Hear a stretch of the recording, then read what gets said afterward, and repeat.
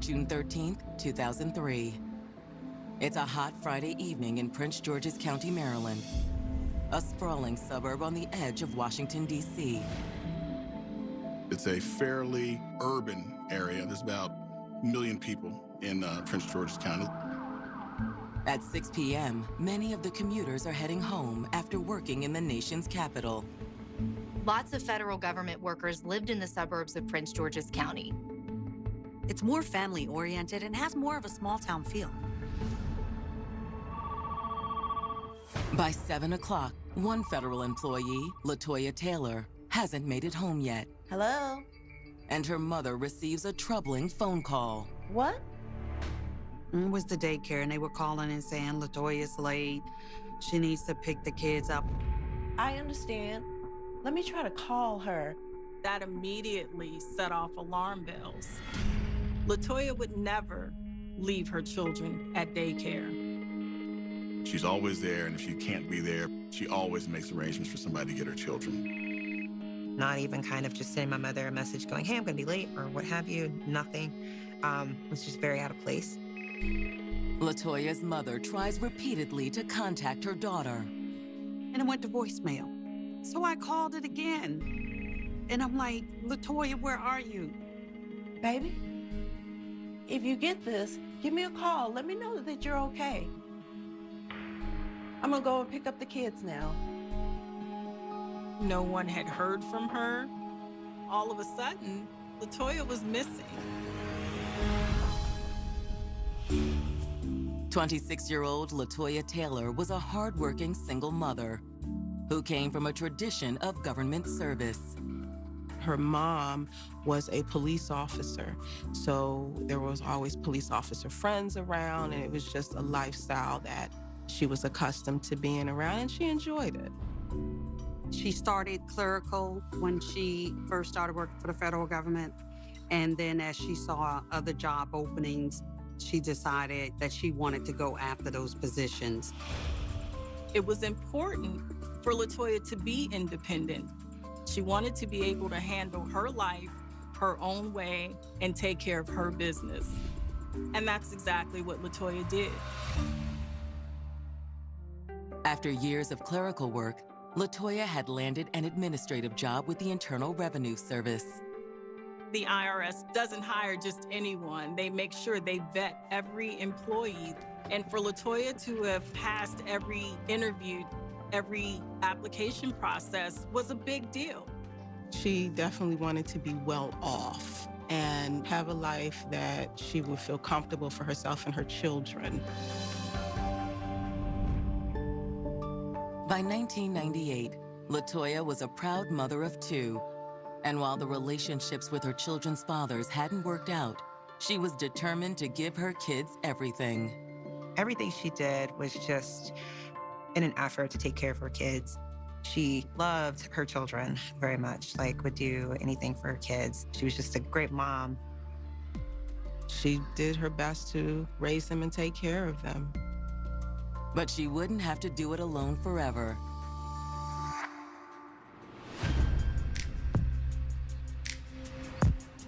In the fall of 1999, LaToya reconnected with an old flame from high school, 24-year-old Issa Santiago, and quickly fell in love. LaToya and Issa rekindled the flame, and sparks flew. Issa was tall, Issa was handsome, he was charming. However, it wasn't just Issa's looks that attracted LaToya. He would come over and he would help her with the kids, and she loved that about him, but she was in love with him. She was very much in love with him.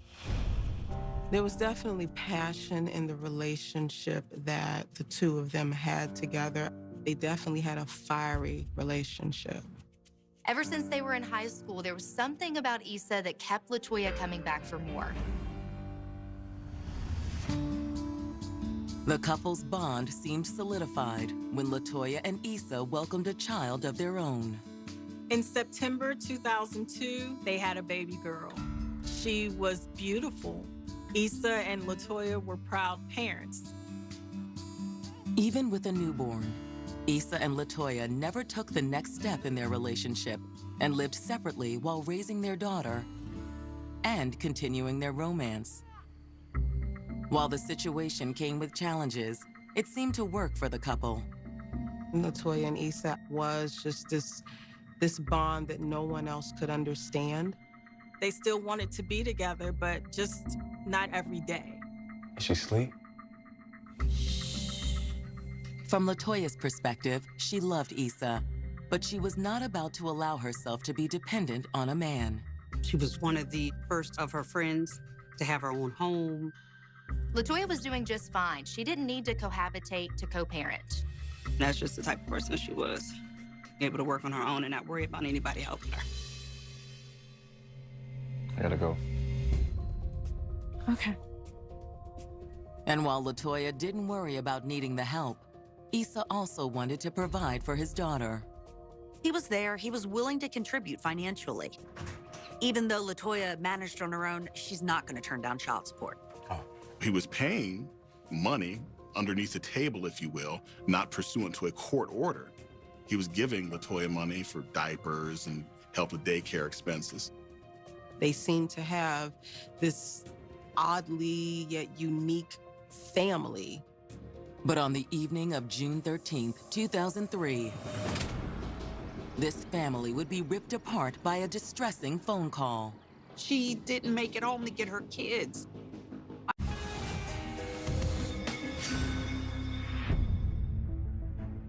They don't want me involved with the investigation because I am the mother of the missing person. That would compromise things. And if they had wanted me involved, I couldn't have helped them.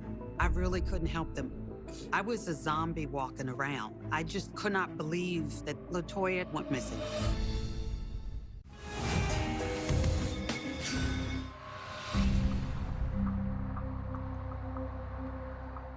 In June of 2003, 26-year-old LaToya Taylor appeared to be on the fast track to success. She was doing very well. She had her job with the IRS. She had her own place. She was raising her kids and just being a great mom. But on the evening of June 13th, the devoted mother of three failed to pick up her kids from daycare. Hello? The daycare called her mom. And that's when it just started to go downhill. What? I'm like, something's got to be terribly wrong. LaToya would never not come and get her kids.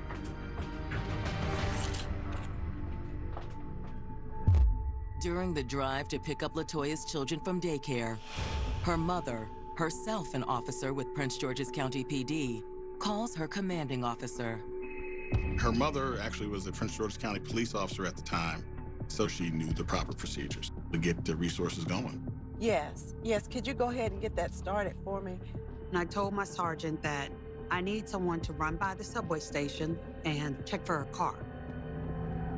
What her fellow officers find confirms her worst fears. They got to the subway and they saw a car there. Once they found a car, I knew that was it. Something was wrong. Prince George's County Police open a formal investigation into LaToya's disappearance. At that point, it's like a race of time to find out what happened to her and where she at. Detectives' first move is to review the security footage from the IRS building where LaToya worked. It was a federal building. There were cameras everywhere. The surveillance footage from the IRS shows LaToya leaving the building. She starts angling over to the left, and unfortunately, there's a truck in the way. After a few seconds, this truck pulls off, and then you see this Jeep Cherokee. You do not see her get in the Jeep on video. However, when the truck drives away, there's no sign of LaToya anywhere in the parking lot. That was that. That was where the trail ended. Investigators know they need to find that Jeep. Unfortunately, the surveillance video gives them little in the way of clues. We tried to run down the Jeep Cherokee itself, but the video did not give a license plate. As night falls, detectives track down one of LaToya's friends from work. They interviewed a friend of LaToya Taylor's, found out what was going on. Anything unusual or out of the ordinary happened with LaToya today? Not really. According to this friend, Friday had started out like any other day. She got in there on time. She was working up until around 1 o'clock when she was going to take her lunch, which was normal. Then at lunchtime, LaToya's routine suddenly changed. She canceled lunch that she would regularly do with her coworkers, and she left that day. She said she had to go get money. She said she was going to the bank or an ATM. She didn't really say. She just left, and that's the last time I saw her.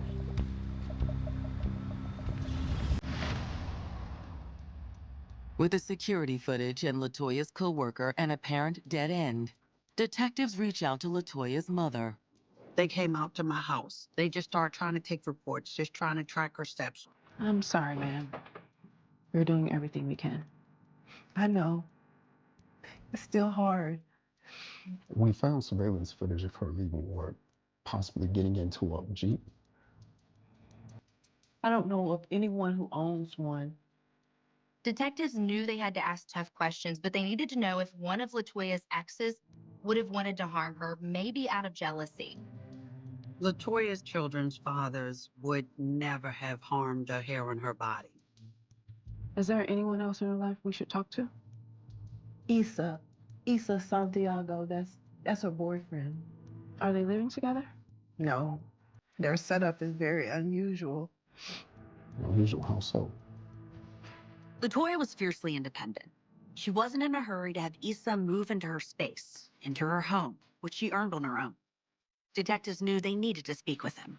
Here's his number. Find my daughter. Wait a minute. On Saturday, June 14th, detectives contact the father of LaToya's 9-month-old daughter and ask him to come in for an interview.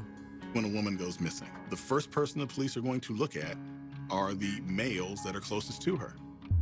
He's her boyfriend. They just had a baby together. Issa is the closest man to LaToya at this point.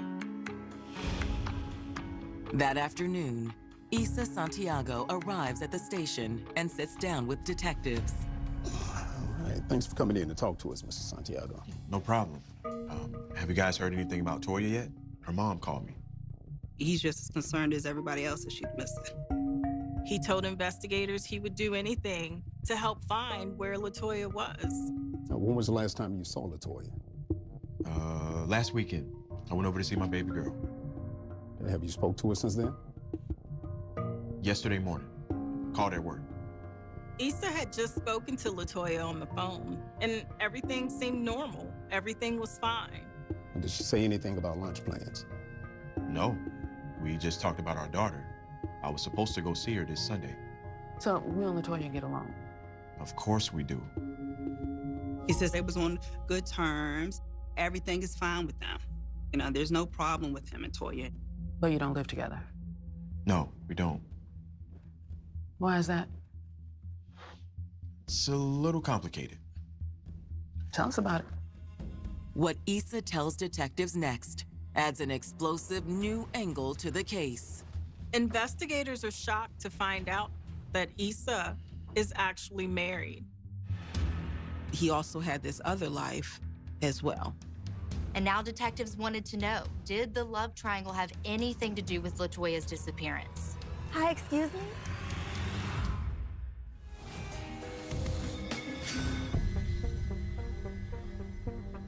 Detectives investigating LaToya Taylor's disappearance have just uncovered the shocking truth about her relationship with Issa Santiago. In addition to being the father of LaToya's 9-month-old daughter, Issa was also married to another woman. As he described it, there was a bit of a love triangle going on between the three of them. Look, I didn't mean for it to happen that way. It just did. The dating relationship between Issa and Toya was a fiery one. I think that they felt as though they loved one another, but Issa wasn't always faithful. Issa tells detectives during his on-again, off-again relationship with LaToya, he met and fell in love with a woman named Ava. Ava became his primary focus. He was spending more and more time with her and less with LaToya. But you kept seeing LaToya even after you married Ava. Yeah. Under no circumstances was he going to leave his wife for LaToya, but then he also wasn't leaving Toya. He wanted both. At first, Issa had tried to keep the situation a secret from both of the women in his life, but LaToya eventually found out. What's that?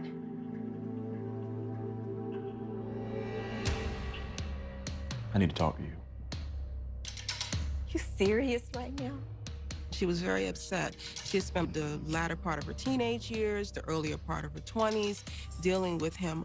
And so for him to go and get married was a complete disruption to the life that they were going to have together. Toya. According to Issa, LaToya eventually came to accept the situation.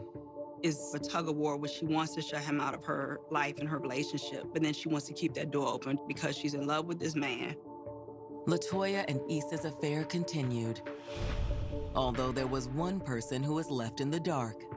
He clearly did not want his wife to know that he was still dealing with LaToya. According to Issa, in the spring of 2002, things suddenly became more complicated. Toya and Ava were pregnant at the same time, both with girls who ended up being only a few months apart. Once LaToya realized she was carrying Issa's baby, she decided to make a more brazen move. Hi, excuse me. Can I help you? Yes. My name is LaToya, and Issa and I have been in a relationship. I swear I didn't know anything about you. I just found out he was married. Toya wanted her to know that I exist, we have a relationship, we've had a relationship, and I'm now pregnant, and we need to figure this out. According to Issa, he came home to find the women face to face. Toya, what are you doing? Really? He decided that he did not like what he thought was going on, them talking and discussing him. It probably made you mad, huh? Ava was gonna find out eventually. How'd Ava take it? Not well. Issa says he smoothed things over with Ava by promising the affair was over. But in secret, he continued to see LaToya and his child. He and his wife and LaToya ended up in a pretty rocky love triangle. And unfortunately, a lot of drama comes in those situations. But did this domestic drama have something to do with LaToya's disappearance? Where were you yesterday around 1 o'clock? Me and Ava went running errands until we picked the baby up from daycare. And when was this? 4:30. If he was telling the truth, that would give Issa and Ava alibis for when LaToya disappeared. You're free to go. Thank you. After talking to Issa, detectives need to verify details of his statement. They discovered some interesting facts that Issa conveniently left out. Issa Santiago and LaToya Taylor had a 2001 documented case where there was a domestic incident. Although Issa was never convicted, he was charged. Police reports were filed. The charge ended up getting dropped. Detectives also discover that LaToya had taken out an order of protection against Ava. Ava had also filed one against LaToya. She was mad at her husband, but she seemed to be more mad at Toya for messing with her husband, for having a baby with her husband, as if Toya had done these things by herself. Considering the animosity between them, detectives decide it's time they talked to Ava Santiago. Thanks for coming in to talk to us, Ms. Santiago. I ain't got nothing to say to you. I just have a few questions to ask you. Well, I'm not answering them. She kept telling the police she wanted to speak to a lawyer, Detectives promptly end the interview, with their suspicions of Ava now heightened. Sit tight. Why wouldn't the wife be a suspect? He had an ongoing relationship with LaToya while he was in this marriage. I definitely don't put it past her to have had something to do with it, especially if she knew about, this whole love triangle with my sister. Had Ava done something to her rival? Issa's story gave her an alibi, but he could have been covering for his wife. However, before detectives take a closer look at Ava, they get a phone call that changes everything. DC police believe they found the mysterious Jeep from the surveillance video. It's found burning at 5 o'clock in the morning. When investigators found out who the car belonged to, it took the investigation to a whole new level.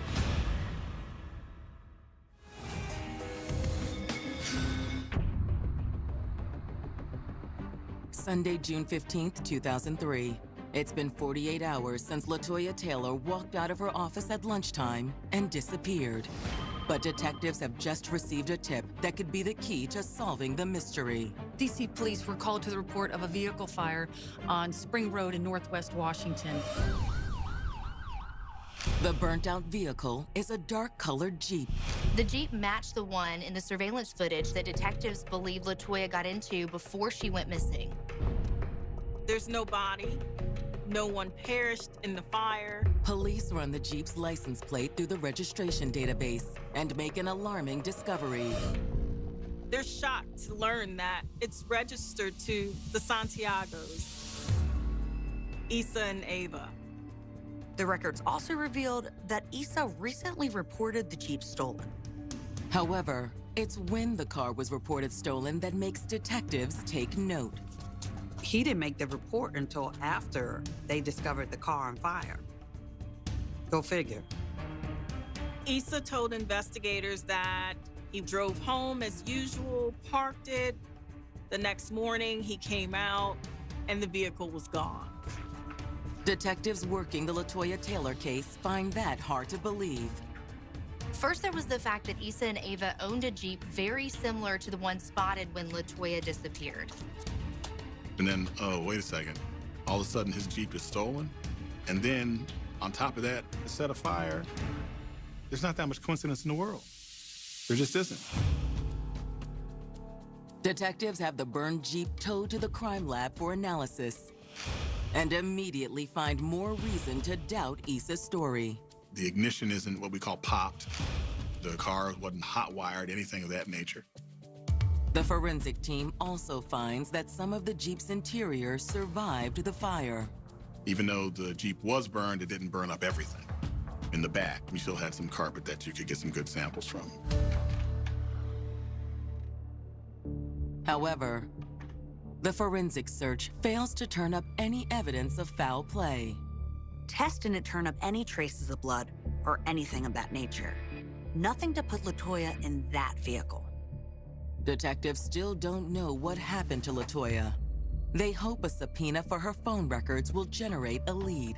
This is still a missing persons report. Nobody's been accused of a crime at this point. So they really got LaToya's records to see if they might show at least where her phone is. This is 2003.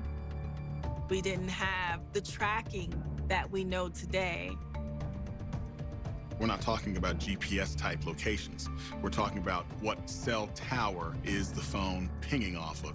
So you can't pinpoint anybody based on this technology, but you can get general areas. Tracing the towers LaToya's phone pinged off of gives detectives a clear idea of her movements after she walked out of the IRS building on Friday afternoon. Her cell phone basically tracks down Route 5 onto Route 3. It's a southern highway going down through Maryland into Charles County, and maybe a mile or so before the Potomac River Bridge. Then in the tiny rural town of Newburgh, Maryland, 33 miles from Prince George's County, LaToya's phone stops moving. Newburgh, Maryland is off the beaten path. It's not DC at all. No one knew why LaToya had any business being that far away from her home. That tower in Newburgh was picking up LaToya's cell phone with over 100 phone calls that were unanswered. When you have all of these phone calls hitting off one tower, you know that that phone was not moving. On Thursday, June 19th, DC detectives drive to Newburgh to assist in the search. In that search area, you had the Charles County Sheriff's Office, the DC Police, Prince George's County Police, the Natural Resources Police. It really was a collaborative effort. It is nothing but fields and woods off of 301. You're only a mile or so from the bridge. There's not much out there at all.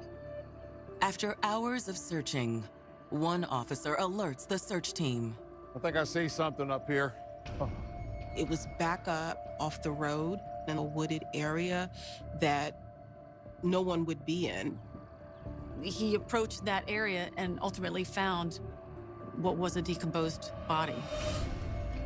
She is wrapped in 2 large black plastic trash bags with duct tape holding them together. Detectives are fairly certain the dead woman is LaToya Taylor. It's a Black woman wearing a denim dress, similar to what LaToya Taylor had worn on the day of her disappearance. She's out there in the field for a week. The temperatures were exceedingly hot at that time, and there was a lot of decomposition. Despite the condition of the body, one thing is immediately clear. There's a bullet hole in the back of her head. Investigators believe this is no longer a missing persons case. This is a homicide.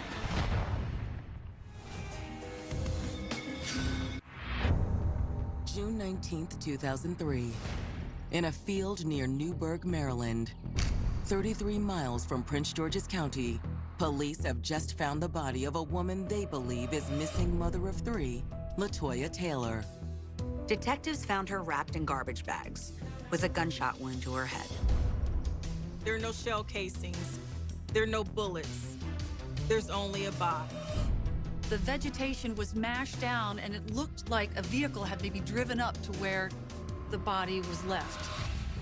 When detectives survey the ground where the body had been, they find a crucial piece of evidence. LaToya Taylor's phone was actually found underneath of her body in that field. They charged the phone, turned it on, and quickly determined the phone was LaToya's, which meant the body was most certainly LaToya Taylor. The news is devastating to LaToya's friends and family.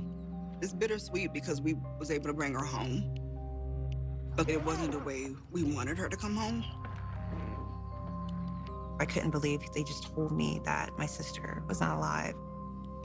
He told me they needed to talk to me and said they found a body.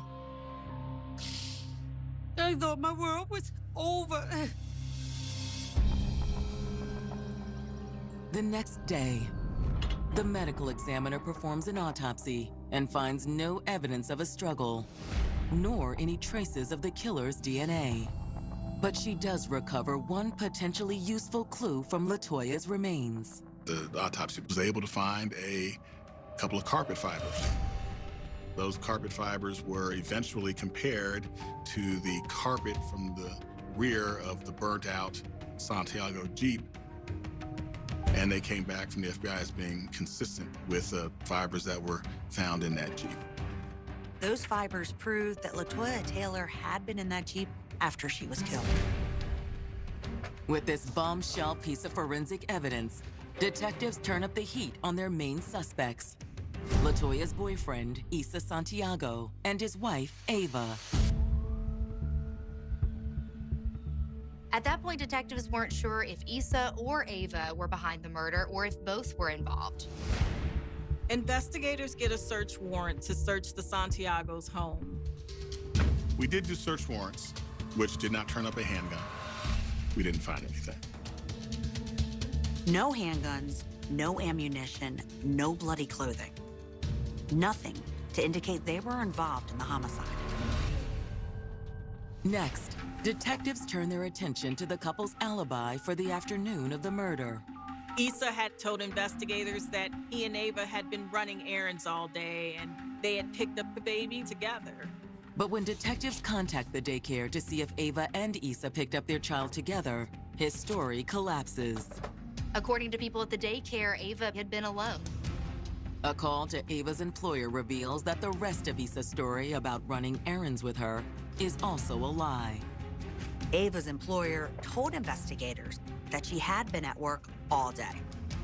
We know that she was at work at least as of 4:45, which means that she would not have been with him. Ava is now crossed off investigators' list.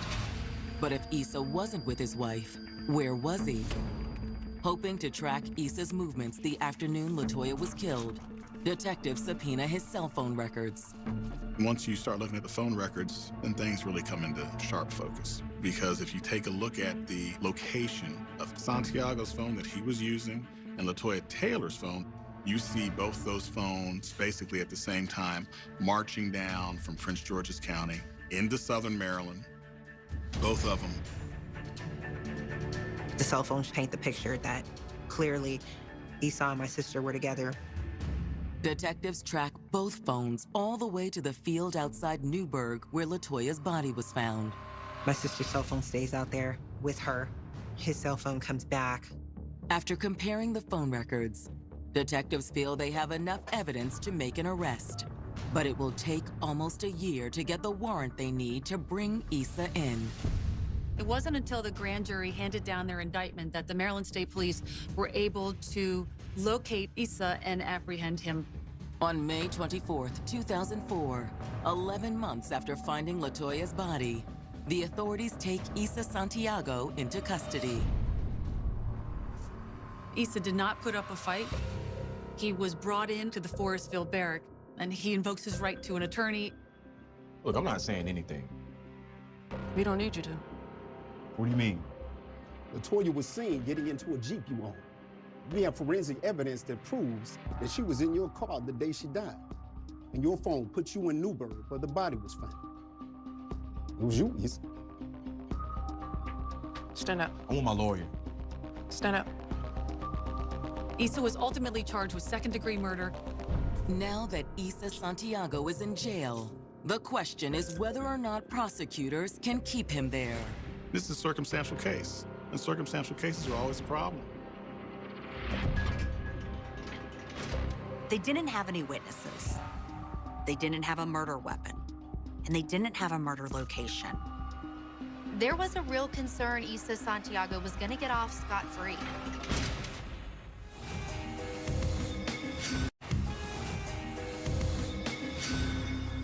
In the early 2000s, cell phone tracking was far less precise than it is present day. Original methods could position a phone within 38 square miles of a tower. However, today, cell phone triangulation can pinpoint a phone's location within 3/4 of a square mile.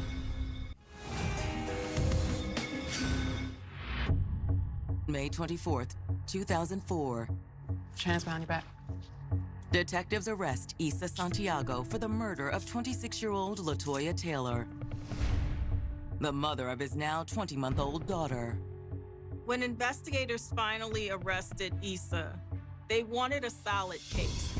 They wanted evidentiary support. They wanted justice for LaToya Taylor. It took a while. They were not going to rush and not be able to pursue the charges. Even though I didn't like it, I was fine with it. Because I knew once they got him, that was it. Now it's up to prosecutors to make the murder charge stick. We did not have any eyewitness to say that I saw him shoot LaToya Taylor or that I saw Issa Santiago dump this body in that field. However, building their case in the months before Issa's arrest, detectives did uncover a motive. Issa and LaToya had a court date coming up on June the 18th for child support. Just 5 days after LaToya was reported missing, prosecutors contend Issa was willing to contribute, but he did not want it to be a matter for the courts or his wife, Ava. He was okay just as long as it was on his terms. If he could do it at night and just give a little bit of money here and his wife not know, he's fine. LaToya was not okay with the situation. The payment became sporadic, and he was coming by all hours of the night handing money off. He was giving LaToya money, but as far as being court-ordered to pay it, yeah, that's a different level. The moment LaToya went to court and filed child support legally, Issa had had a problem. Investigators suspect that may have been a motive for murder. When Issa stands trial in February of 2006, the prosecution lays out what they believe transpired the day LaToya was killed. June 13th, they did make connection with each other very briefly over the phones in the morning. Hi, LaToya speaking. Which, in our view, that was the setup. Hey, it's me. I got that money for you. Can you meet me at lunch? Fine. I'll come out front. Investigators believe Issa was the one, in fact, to pick up LaToya from the IRS building at lunchtime. Have you got the money? I have to go buy an ATM. Okay. According to the prosecution, Issa lured LaToya away from work for the sole purpose of killing her. She got in the car with him and then was never heard from again.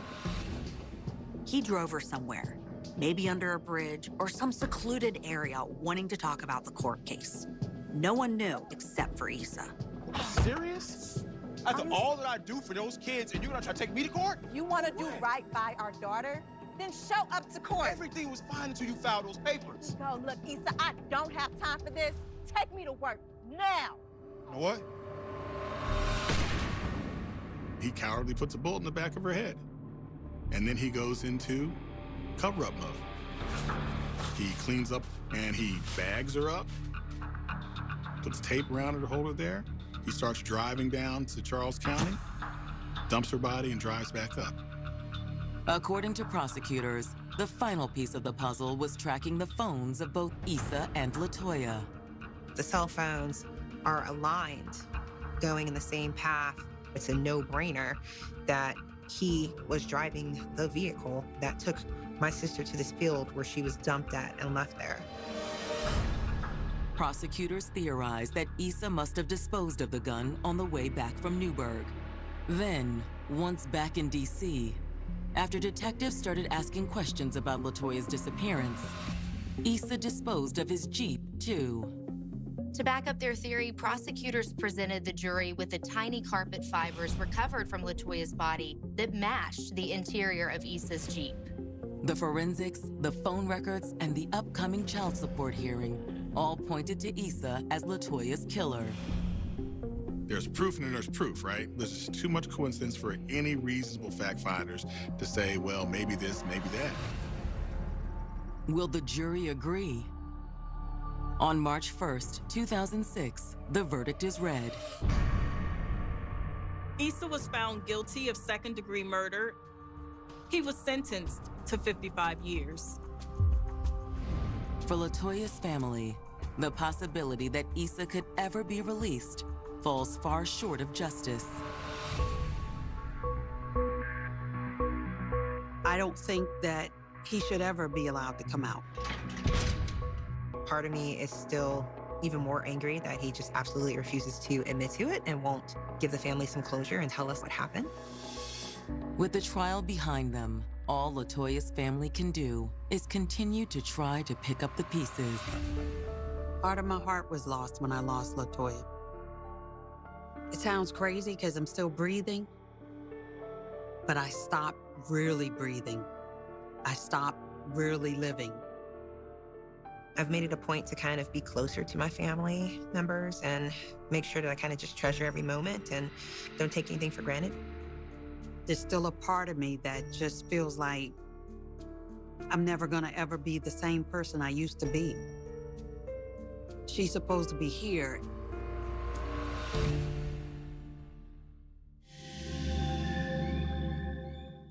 Family who claimed the young man was being unfairly targeted by authorities.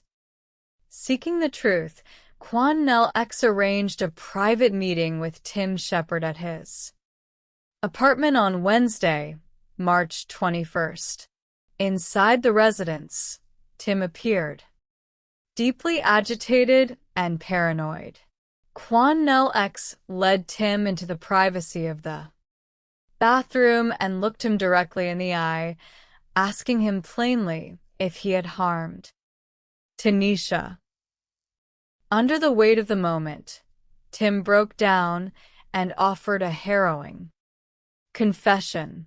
He admitted that when Tanisha refused to end her relationship with Mark Marks, he flew into a possessive rage, choked her to death inside his apartment, and placed her body in an apartment dumpster. Quan Nell X immediately contacted investigator Sidney Miller of the Harris County Sheriff's Office. Accompanied by detectives and Quan Nell X, Tim Shepard was taken to the specified apartment complex dumpster.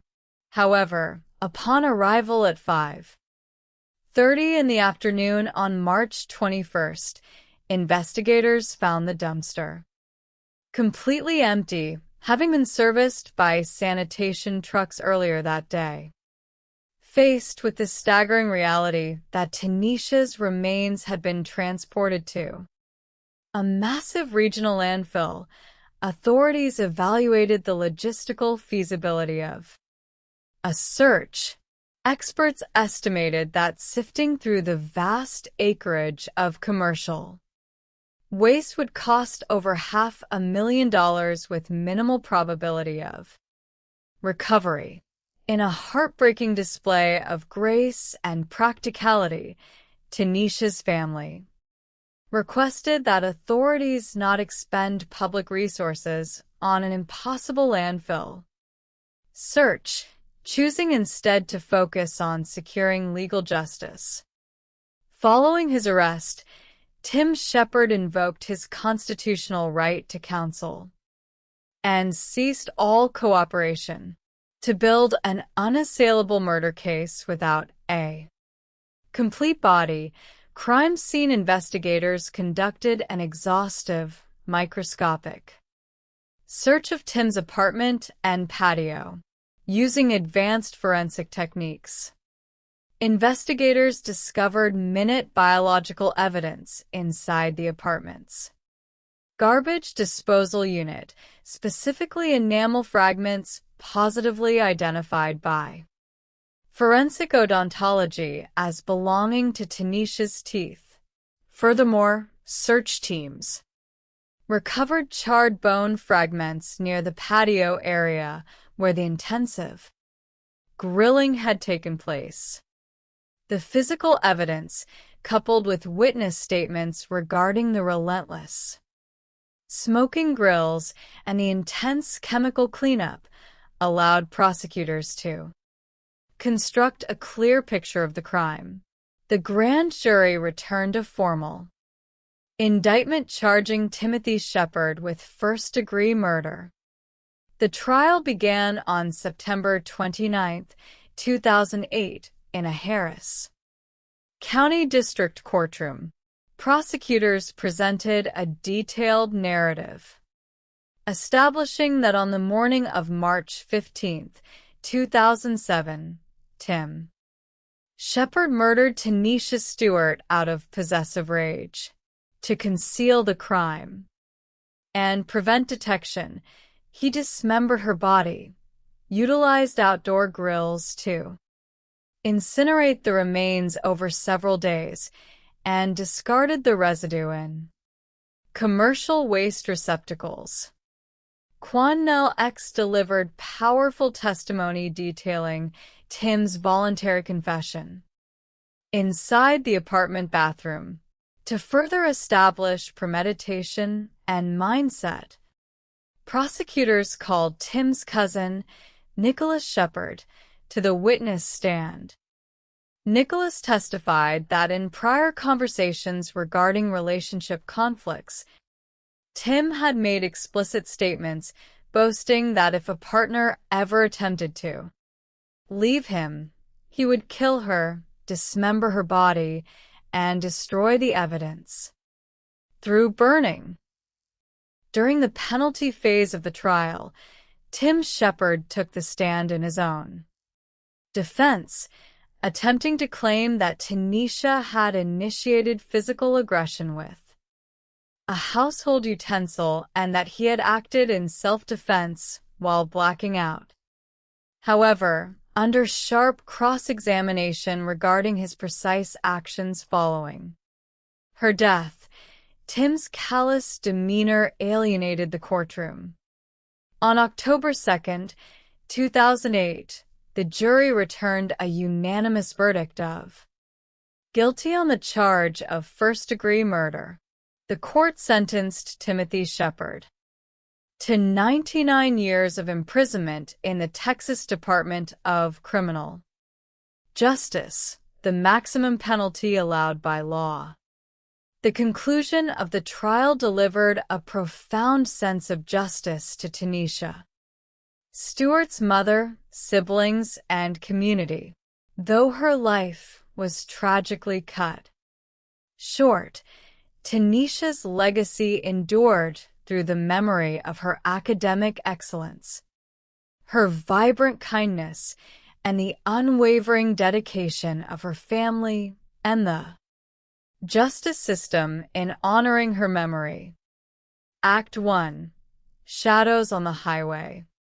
The tragedy that unfolded along the cold asphalt of Interstate 540 on the winter morning of Wednesday, January 30th, 2008, began long before the first rays of sunlight cut through the North Carolina mist. It was a narrative born of youthful promise, shadowed by covert desires, and ultimately shattered by a senseless act of violence that defied ordinary human comprehension. At 7:30 in the morning, the stretch of highway surrounding Raleigh, North Carolina, was already humming with the rhythmic roar of early morning. Commuters, thousands of drivers, made their daily journey toward offices and classrooms, their minds occupied with the mundane logistics of the day ahead. But as the sun rose above the horizon, casting pale amber light across the frozen grass along the shoulder, several westbound commuters spotted an anomaly. Off the side of the roadway, a shape lay motionless in the tall grass. Calls began pouring into the emergency dispatch center. First responders raced to the scene, their sirens wailing against the crisp morning air. When they arrived on the shoulder of Interstate 540, they found the body of a young woman lying in the grass.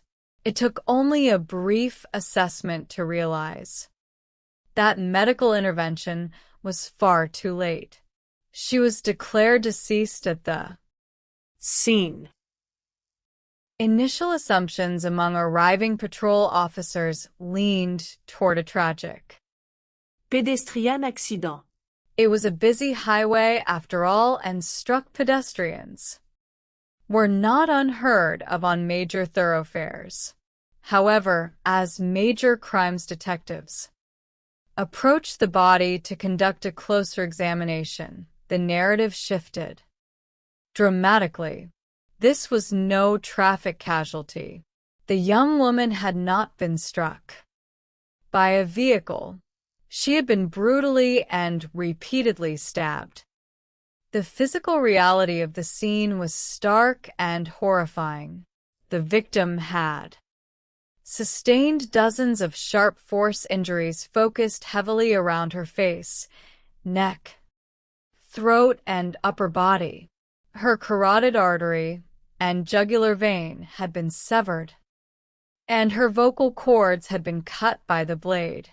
It was a scene of unrestrained fury, a bloody spectacle that spoke of intense personal hatred or deranged frenzy. Detectives called for major crimes units immediately. A search of the immediate perimeter yielded few initial clues. There was no murder weapon left in the brush, No obvious physical evidence left behind by an attacker and no eyewitnesses who had seen the assault take place along the open road. Investigators were forced to set up roadblocks and canvass commuters, asking if anyone had observed strange vehicles or activity during the pre-dawn hours. Among the many drivers caught in the resulting traffic delay that morning was a young man named Darren Curtis. At approximately 7:45 in the morning, Darren was driving west on Interstate 540 on his way to work. As traffic slowed to a crawl near the crime scene, Darren looked out his window. He saw emergency vehicles with flashing lights and a body covered by a blue tarp on the grassy slope. Continuing down the interstate for another half-mile, Darren's gaze drifted to the right shoulder. There, parked alone on the side of the road, was a white automobile that looked strikingly familiar. Panic began to set in. The vehicle bore the exact make, model, and license plate of the car driven by his 21-year-old wife, Latrice Curtis. Overwhelmed by sudden dread, Darren pulled his car over, abandoned his commute, and hurried back on foot toward the active crime scene. When he approached the uniformed officers guarding the perimeter, his worst fears were confirmed. The young woman lying beneath the blue tarp was indeed Latrice Curtis, a bright, ambitious college student to whom he had been married for less than a year. The news reverberated instantly through Latrice's family. Her father received the devastating call shortly after the body was identified. For those who loved Latrice, the announcement felt like a waking nightmare, an impossible reality that defied everything they knew about her life. Latrice Curtis had grown up in a warm, supportive home surrounded by protective older brothers, blessed with natural charm, striking beauty, and an infectious smile. She had been widely popular throughout her school years. Yet despite her charm and social popularity, Latrice had always prioritized her future. She was a dedicated student who viewed education as her pathway to success. After excelling in high school, she enrolled in a local college in Raleigh, where she threw herself into her studies. It was during her very first semester that she crossed paths with Darren Curtis, a dashing and ambitious accounting student. Darren, a former National Guard soldier, possessed a mature, respectful demeanor that quickly won over Latrice's family. The chemistry between the two young students was immediate and profound. Within a year of dating, Darren proposed, and Latrice joyfully accepted. Following their wedding, the newlyweds settled into a cozy apartment. Latrice transferred to North Carolina Central University in nearby Durham to pursue a degree in business administration. Though their schedules were demanding and their hours apart were long, Latrice spoke enthusiastically to friends and family about her bright future as a professional and a wife. Now, just 9 short months after exchanging sacred vows, her life had been violently extinguished along a cold stretch of highway. Detectives faced a daunting puzzle. Why would anyone target a young woman with no known enemies, no history of criminal involvement, and a seemingly peaceful domestic life? To solve the crime, Investigators had to examine every detail of the physical evidence left at both locations where Latrice and her vehicle were discovered. A half-mile down the highway from where Latrice's body lay, forensics experts processed her abandoned white car. The interior offered clear proof that a violent struggle had taken place inside the cabin. The center console was broken, and dark red stains were smeared across the interior of the driver's side door. Furthermore, the positioning of the vehicle suggested that someone other than Latrice had driven it to its final resting place on the shoulder. Forensics technicians carefully lifted latent physical evidence, including a foreign biological sample from the steering wheel and gathered fingernail scrapings from Latrice's hands, which showed clear signs of defense wounds. When homicide detectives initially interviewed Darren Curtis, they scrutinized his timeline and physical appearance. Darren explained that he had last spoken with Latrice around 10 o'clock the previous evening. She had called to tell him she was leaving campus late and planned to grab something to eat before heading home. Darren went to bed around 11:30 in the evening. When he awoke the next morning at 7, Latrice was not in the apartment. He dialed her mobile phone, received no answer, left a voicemail, and assumed she might have stayed overnight with family or dropped by school early. He showered and departed for work at 7:30 in the morning, inadvertently driving right into the active investigation seen on Interstate 540. Detectives examined Darren's arms, hands, and neck for any physical marks that might indicate a recent fight. There were no scratches, bruises, or cuts. Furthermore, a consensual search of his car and apartment revealed no signs of violence or discarded blood evidence. Darren was cooperative, distraught, and showed no physical link to the violence. However, the case took its first dramatic turn when the state medical examiner completed Latrice's autopsy report. The medical examination revealed that Latrice had been stabbed upwards of 40 times.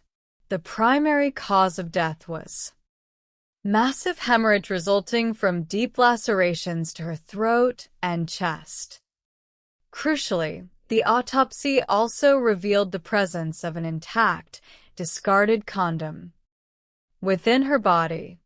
Physical examination showed no trauma to her genital area, consistent with forced sexual assault, leading examiners to conclude that she had engaged in recent, consensual sexual activity prior to her death. This discovery transformed the trajectory of the investigation. Detectives immediately subpoenaed the call logs for Latrice's mobile phone to identify her contacts in the hours leading up to her death.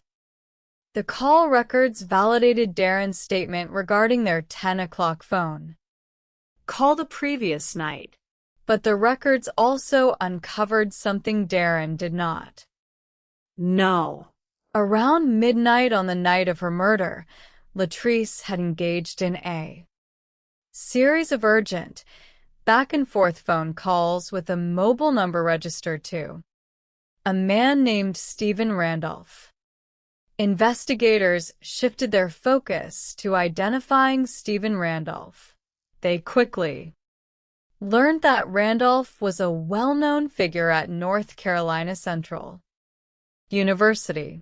Handsome, athletic, and charismatic, Randolph was a star basketball player with ambitions of playing professionally in the National Basketball Association. Friends at the university confirmed that Randolph and Latrice had grown close. Over the preceding months, attending classes together and frequently chatting. After lectures, 2 days after Latrice's body was discovered, Stephen Randolph voluntarily walked into the Wake County Sheriff's Office to speak with investigators. Randolph did not arrive alone. Walking beside him was his roommate, a 43-year-old local minister named Pastor Robert Lee Adams Reeves, known affectionately in the Durham community as the Bishop. Reeves was a prominent motivational speaker and evangelical figure who headed a local ministry. Reeves had taken Randolph into his home months earlier, offering him a discounted basement apartment to help the young athlete while he focused on his studies and athletic career. Detectives led Randolph into an interrogation room while Pastor Reeves waited nearby.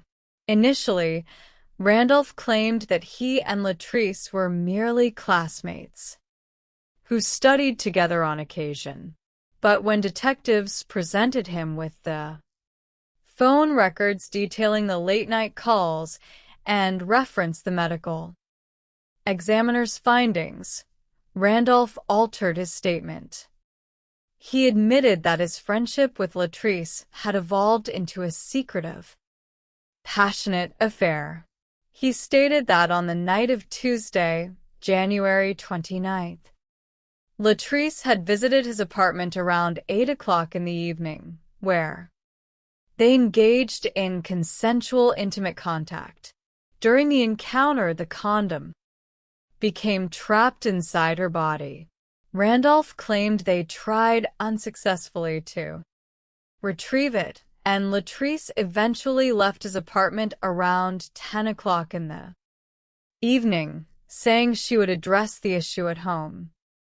Randolph further explained that after Latrice departed, he left the apartment to drive around and clear his head, eventually visiting his girlfriend, Velma.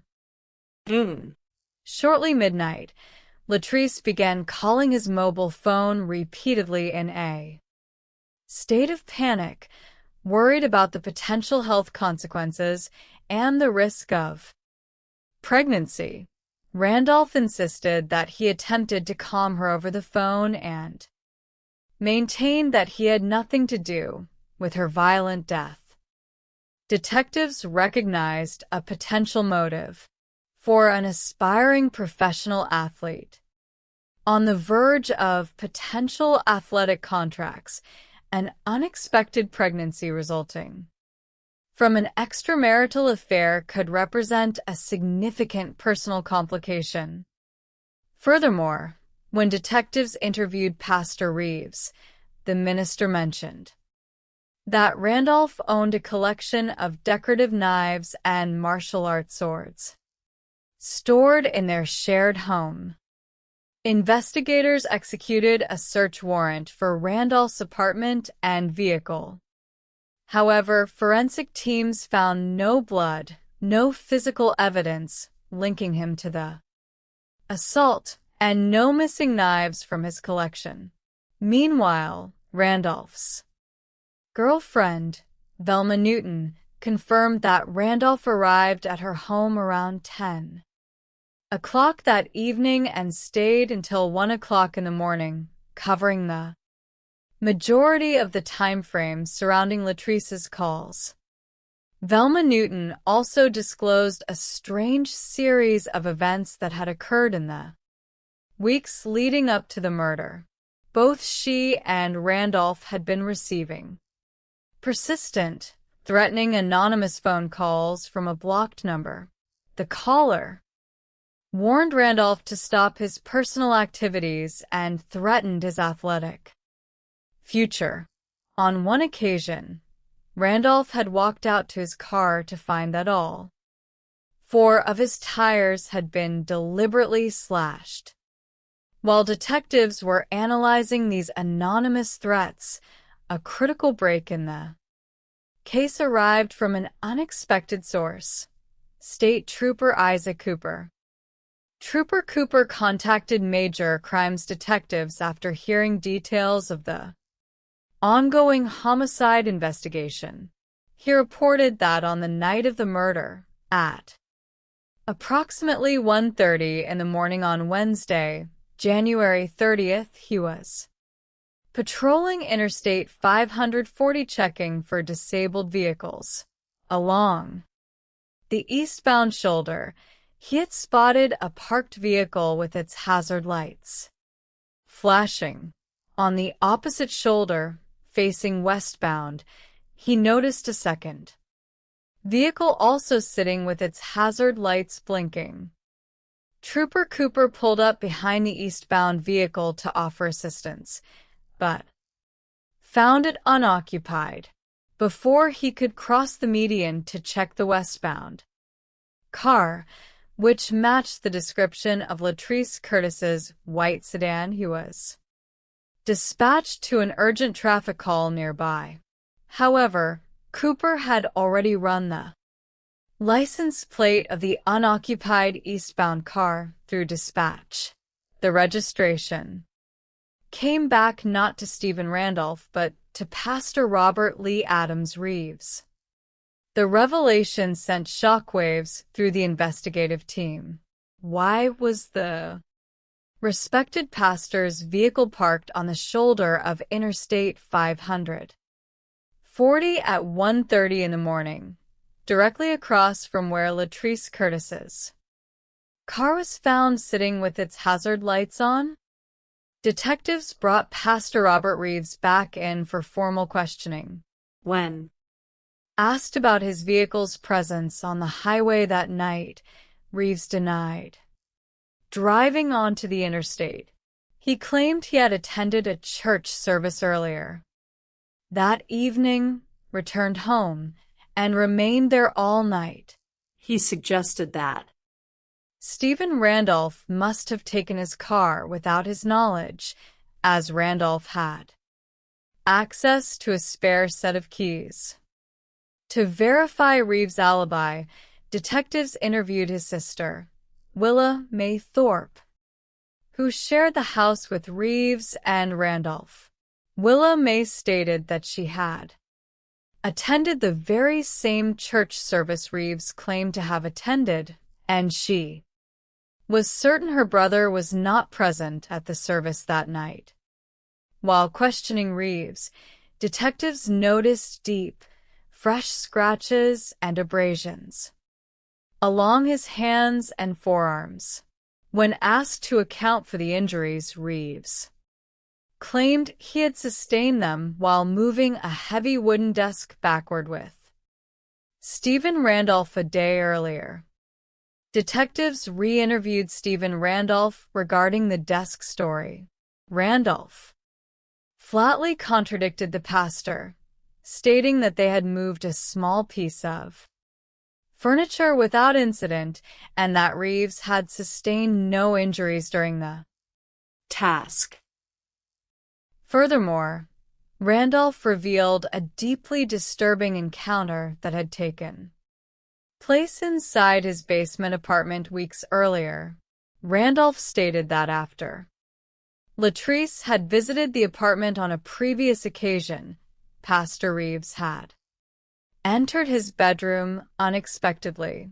Reeves began asking intrusive, sexually explicit questions about Randolph's physical body and personal life.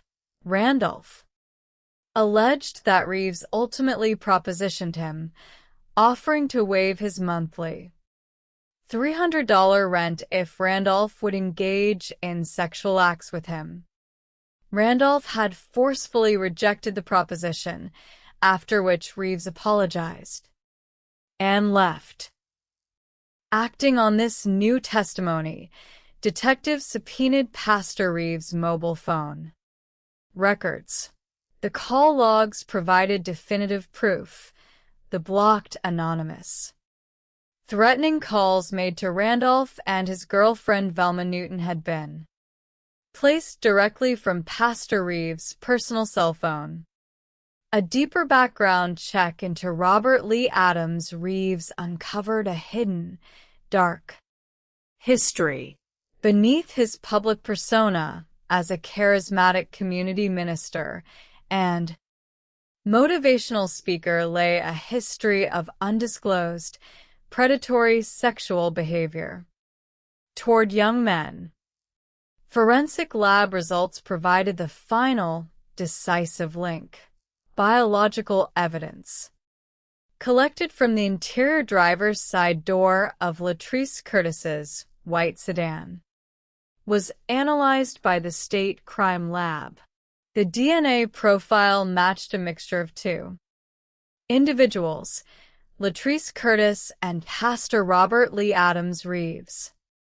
Investigators reconstructed the tragic sequence of events that occurred in the early morning hours of January 30th, 2008, driven by a twisted, obsessive jealousy over Stephen Randolph. Pastor Reeves had monitored Randolph's interactions with Latrice. On the night of the murder, after Latrice departed Randolph's residence, Reeves followed her in his own vehicle onto Interstate 540, using his standing as a minister or flashing his lights to simulate an emergency. Reeves induced Latrice to pull over onto the shoulder. When Latrice opened her door or rolled down her window, Reeves launched a horrific physical assault inside her vehicle. Latrice fought back fiercely, scratching his arms and leaving defense marks under her fingernails. Overpowered by the attack, Latrice was fatally stabbed inside the car. Reeves then moved her body half a mile down the interstate, discarding her on the grassy shoulder.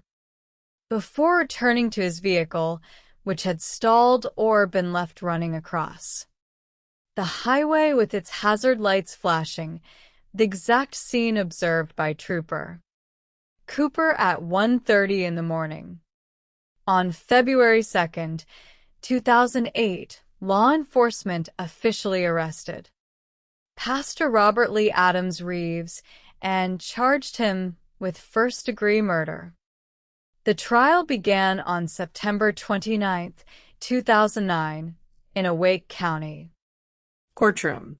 Prosecutors presented the clear chain of evidence, the DNA matching Reeves inside the victim's blood-stained vehicle, the state trooper's official documentation of Reeves' car at the crime scene, the physical scratches on Reeves' arms, and the phone records proving his campaign of anonymous harassment against Randolph. During the defense presentation, attorneys attempted to argue that the biological material found inside the vehicle was transferred DNA picked up when Latrice visited the home Reeves shared with Randolph. They also highlighted that trace DNA under Latrice's fingernails matched her lover, Stephen Randolph. However, prosecutors effectively countered that the foreign material under her nails was consistent with consensual contact earlier that evening, whereas the overwhelming volume of physical and circumstantial evidence pointed directly to Reeves. On October 7, 2009, after short deliberations, the jury returned a verdict of guilty. Robert Lee Adams Reeves was sentenced to life imprisonment without the possibility of parole. The senseless loss of Latrice Curtis left an indelible mark on her family, her husband Darren, and the community. Yet, through the tireless work of investigators and forensic science, the mask of deception was stripped away, bringing a ruthless killer to justice and exposing the truth beneath a complex web of deceit. Act 2. The Shattered Badge. The tranquil quiet of Gainesville, Texas, was shattered shortly after 4:00 in the morning on Saturday, December 11th, 2004, when the night manager of a local motel received a frantic, slurred telephone call from a guest staying in room 147. Concerned for the guest's safety, the manager walked down the exterior corridor and knocked firmly on the door. Receiving no coherent response from inside, he attempted to use his master key, only to find the deadbolt engaged from within. The manager summoned a maintenance technician who used tools to force the door open.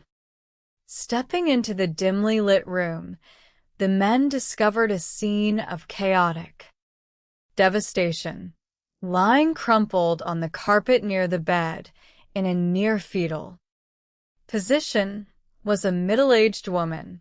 She was covered in blood, slurring her words, and suffering from an obvious gunshot wound to her head just above her eye.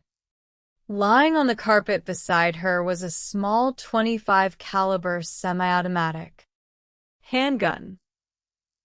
The motel manager immediately dialed 911, emergency medical personnel, and police officers rushed to the scene. EMTs stabilized the woman, who was breathing but largely non-responsive, and rushed her to a regional trauma center. Gainesville police officers processed the motel room, alongside the bloodstains and the .25 caliber handgun. Officers found open bottles of prescription sleeping medications, over-the-counter pain relievers, and empty alcohol containers. There was no evidence that anyone else had been present in the room at the time a shot was fired, pointing strongly toward a botched suicide attempt. When officers identified the injured woman as 36-year-old Denise Miller, the nature of the call transformed instantly. Little Elm Police Department and Denton County Sheriff's Office had issued an urgent multi-county bulletin 24 hours earlier for Denise Miller and her live-in boyfriend, 37-year-old Little Elm Police Officer Wayne Irby. Both had vanished under deeply troubling circumstances. The backstory of Denise Miller and Wayne Irby was a complex tapestry of intense passion, deep-seated insecurity, and volatile conflict. Denise Swall had grown up in Kansas City, Missouri, where she was known as a vibrant, popular young woman. In 1986, she gave birth to her daughter, Whitney, followed 2 years later by her son, Walter. After her first marriage ended in divorce in 1995, Denise sought a fresh start for herself and her 2 young children. She relocated to the suburban town of Little Elm, Texas, where she secured a successful position with a regional beverage distributor, bought a beautiful suburban home, and established a stable domestic routine. In 2003, a chance encounter brought 37-year-old Little Elm Police Officer Wayne Irby to her front door. Irby, a 6-year veteran of the force, was a dedicated law enforcement officer known throughout the community for his outgoing, friendly demeanor. Seeing Denise's garage door standing open, Irby knocked to warn her about recent property thefts in the area and handed her his business card. Charmed by his professional courtesy and impressive physical presence, Denise called him. Their initial connection was immediate, and they quickly began dating exclusively. Irby bonded easily with Denise's 2 teenage children, attending family events and assuming a supportive paternal role. However, as the relationship deepened, underlying friction began to emerge. Irby's cheerful, highly social nature on his police beat frequently involved casual conversations with local citizens, including many women. Denise, haunted by past betrayals and personal insecurities, struggled with profound jealousy. She repeatedly accused Irby of romantic infidelity, accusations that Irby adamantly denied. The tension led to a temporary separation in early 2004, with Irby moving into a separate rental home across town.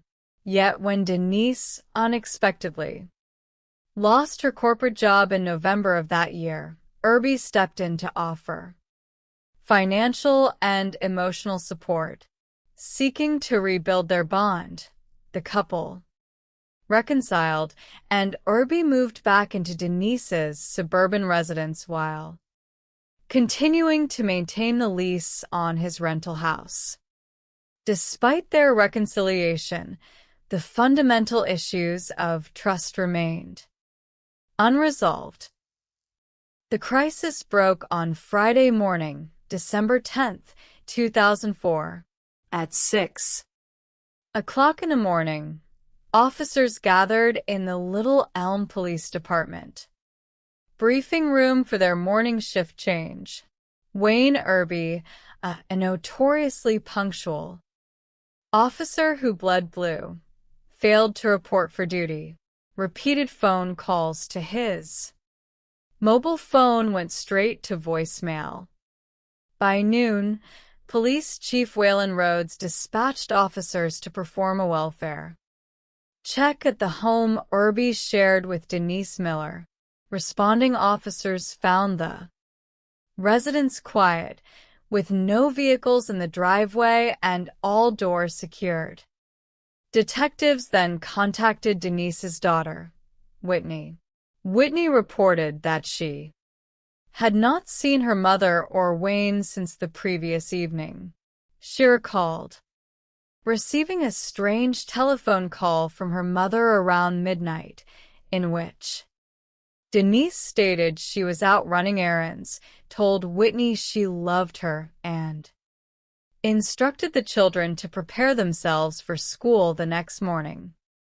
Panicked by his partner's unprecedented absence, Officer Jerry Walker and Officer James Wynn decided to check Irby's separate rental home across town. Obtaining a key from the landlord, the officers entered the residence. In the kitchen, Officer Walker spotted Irby's personal fanny pack and cell phone lying on the counter, items the officer never traveled without. Moving down the hallway, Officer Wynn rounded a corner and stopped abruptly, warning Walker not to advance further. Lying face down on the hallway floor was Officer Wayne Irby. He had suffered a single, fatal gunshot wound to the back of his head. There were no signs of a struggle, no forced entry, and no defensive wounds. Irby had been shot at close range from behind, completely unaware of the approaching threat. A sweep of the premises confirmed that Wayne Irby's official police service weapon, a .40 caliber handgun, was missing from its holster.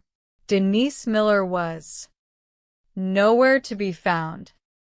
Investigators from the Denton County Sheriff's Office and the Texas Rangers took charge of the homicide scene. Given Irby's profession, detectives initially considered whether the killing was a retaliation attack by a former offender. However, Irby's colleagues insisted he had no known personal enemies in the line of duty. Attention rapidly focused on Denise Miller, a search of the primary residence. She shared with Irby revealed her handwritten personal journal and a note, resting in her bedroom that expressed profound emotional pain, indicating she was contemplating ending her life. More critically, on the kitchen island of Irby's rental house where his body lay, forensic investigators discovered a second handwritten note signed by Denise. It read, "I am sorry. I took both of our lives. Please contact our moms." The letter was an explicit admission of guilt, confirming that Denise had killed Irby and intended to end her own life. Law enforcement agencies across the state mounted an intensive search for Denise, issuing bulletins warning that she was armed with both her own weapon and Irby's missing .40 caliber service pistol. That search culminated 24 hours later with the 4 o'clock in the morning distress call from the Gainesville motel room. When police searched room 147 following Denise's transport to the hospital, they recovered the missing .40 caliber service weapon belonging to Officer Irby. Inspection of the firearm showed that Denise had attempted to load a bullet into the chamber backward, causing the gun to jam. Mechanism. Unable to clear the jam, she had turned her stepfather's .25 caliber handgun on herself, pulling the trigger and inflicting a severe, devastating head injury. In the motel room, investigators recovered a third, longer suicide note written by Denise. In this final document, she claimed that she had accidentally shot Wayne during an argument and had panicked, fleeing the scene in terror. Texas Ranger Tracy Murphy visited Denise at the hospital once her condition stabilized slightly. Sitting by her bedside, Ranger Murphy recorded an interview. Denise was conscious and able to speak, but her cognitive responses were severely impaired. When asked directly about the shooting of Wayne Irby, Denise repeatedly insisted she had done nothing to harm him and expressed disbelief when told he was dead. Subsequent neurological evaluations confirmed that the .25 caliber bullet entering her brain had caused profound physical and cognitive damage. Denise was left paralyzed on one side of her body, blind in one eye, and suffered from significant retrograde amnesia, claiming to have no conscious memory of the moments surrounding the fatal shooting. Despite her neurological impairments, physical evidence gathered by forensic teams provided an undeniable chain of events. Ballistics testing confirmed that the .25 caliber bullet recovered from Wayne Irby's head during autopsy was fired from the exact same handgun Denise used in her suicide attempt, a weapon she had taken from her stepfather's home prior to visiting Irby's rental house. Furthermore, laboratory testing on the .25 caliber handgun revealed that its trigger mechanism required 4.5 to 5 pounds of deliberate pressure to fire, completely refuting any defense claim that the weapon had discharged accidentally due to a light touch.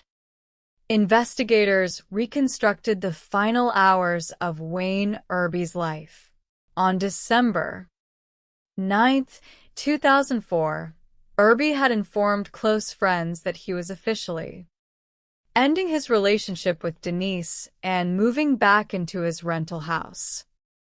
Permanently, armed with her stepfather's handgun, Denise drove to the rental house to confront him. When Irby refused to reconsider his decision and turned his back to walk down the hallway, Denise pulled the trigger, executing him from behind. On January 18, 2005, following her release from intensive medical rehabilitation, Denise Miller was formally charged with first-degree murder. Her trial commenced on July 10, 2006, at the Denton County Courthouse. Denise entered the courtroom in a wheelchair, visibly frail. Physical evidence of her severe self-inflicted injuries. Her defense team argued that Denise had suffered a tragic emotional breakdown and that the shooting was an unintended accident during a heated altercation, as indicated in her final motel note. They stressed that her subsequent suicide attempt and permanent brain damage rendered her incapable of intentionally fabricating her amnesia. Prosecutors presented a starkly different narrative.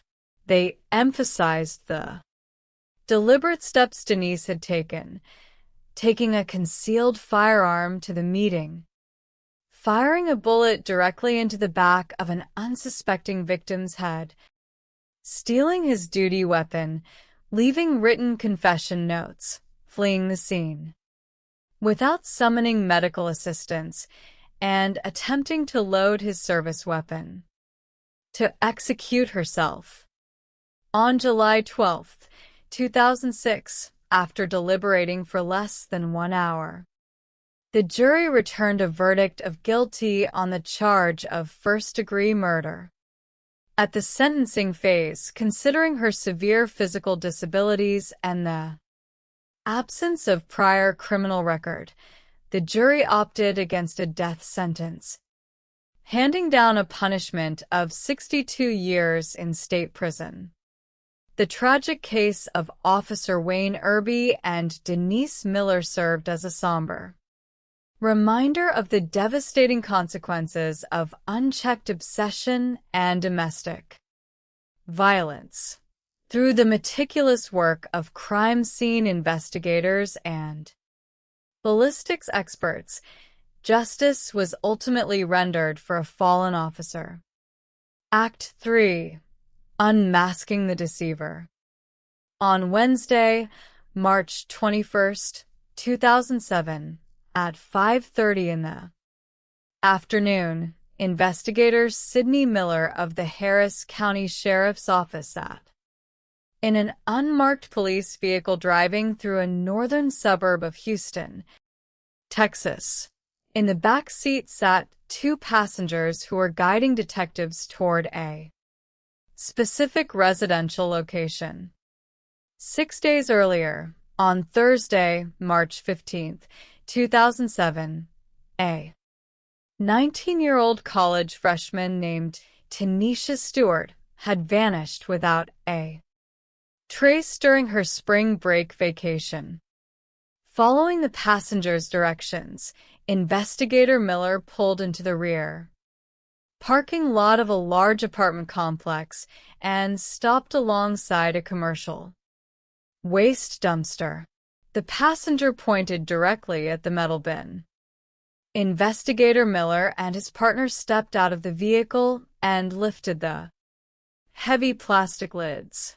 The dumpster was completely empty, swept clean by municipal trash collection hours earlier. The empty bin was yet another frustrating turn in a case filled with emotional volatility, calculated deception, and deep personal betrayal. Tanisha Stewart was a young woman of exceptional promise, raised in a tough Houston neighborhood by a devoted family, she had overcome early hardship, including the loss of her father, through absolute dedication to her academic studies. Blessed with a warm personality, natural beauty, and a vibrant smile, Tanisha excelled in high school, earning a prestigious academic scholarship to Texas A&M University. In May 2005, while working part-time at a local pizza restaurant at age 17, Tanisha met 25-year-old coworker Tim Shepard. Shepard Was persistent in his courtship, and despite their 8-year age gap, Tanisha eventually agreed to date him. Initially, Tanisha's family expressed reservations regarding Shepard's age and intentions. Seeking to ease their concerns, Shepard spent considerable time at the family home, performing household repairs and presenting himself as a respectful, supportive partner. Over time, Tanisha's mother and siblings accepted him as part of their extended family. However, when Tanisha relocated 2 hours away to attend Texas A&M University in the fall of 2006, the dynamics of their relationship began to shift. On campus, Tanisha expanded her social circle, grew increasingly independent, and began questioning her long-term future with Shepard. Recognizing the shift, Shepard grew increasingly possessive, demanding, and jealous. He made frequent, unannounced trips to the university campus, constantly monitored her mobile phone, and became enraged whenever she failed to respond immediately to his messages. During her spring break visit home to Houston in March 2007, Tanisha reunited with Shepard, but also spent time socializing with college friends, including a young man named Mark Marks. Tanisha and Mark Marks had developed a close, affectionate friendship on campus, and Tanisha was preparing to officially end her long-term relationship with Shepard. On Thursday morning, March 15th, 2007, around 3 o'clock in the morning, Shepard picked Tanisha up from a friend's residence and drove her to his apartment. While in his vehicle, Tanisha received a cell phone call from Mark Marks. Seeing the incoming caller ID, Shepard demanded to know the nature of her relationship with Marks. Tanisha refused to engage in an argument, stating she was exhausted and wanted to sleep. Upon arriving at Shepard's apartment, she went directly to the bedroom. When they awoke a few hours later, Shepard renewed his aggressive interrogation. Regarding Mark Marks, Tanisha firmly told Shepard that she was tired of his controlling behavior and stated she was leaving. She walked out of the apartment. That was the last time anyone saw Tanisha Stewart alive. By Sunday, March 18th, when Tanisha failed to attend a planned concert with her friends and did not respond to constant calls from her family, her sister Gayla filed an official missing persons report with the Harris County Sheriff's Office. Detectives initially interviewed Tim Shepard, who claimed that Tanisha had walked away from his apartment on foot Thursday morning following a minor verbal argument, and that he had no knowledge of her whereabouts. He voluntarily granted officers permission to conduct a brief visual search of his apartment which revealed no obvious signs of blood or physical violence. Detectives then brought in Mark Marks for questioning. Marks was fully cooperative, verified his movements, and provided a rock-solid alibi confirming he was attending a public event with friends near South Padre Island at the time of Tanisha's disappearance. With no physical evidence pointing directly to a crime, investigators faced the horrifying possibility that Tanisha had been abducted by a stranger after walking away from Shepard's apartment complex. Search teams and canine units scoured the dense woodland areas surrounding the property, but recovered no clues. However, as detectives continued canvassing the apartment complex, several neighbors reported a series of highly unusual events centered around Tim Shepard's unit in the days immediately following Tanisha's disappearance. Multiple residents stated that starting on Friday, March 16th, Shepard had placed 2 large charcoal grills on his outdoor patio and maintained continuous heavy fires for nearly 2 days straight. The volume of dark smoke produced was so intense that neighbors had called the fire department, fearing a structural fire. When firefighters arrived on scene, Shepard claimed he was preparing large quantities of meat for an upcoming church social event. A responding firefighter noted seeing what appeared to be large portions of raw meat soaking in water inside Shepard's bathroom tub.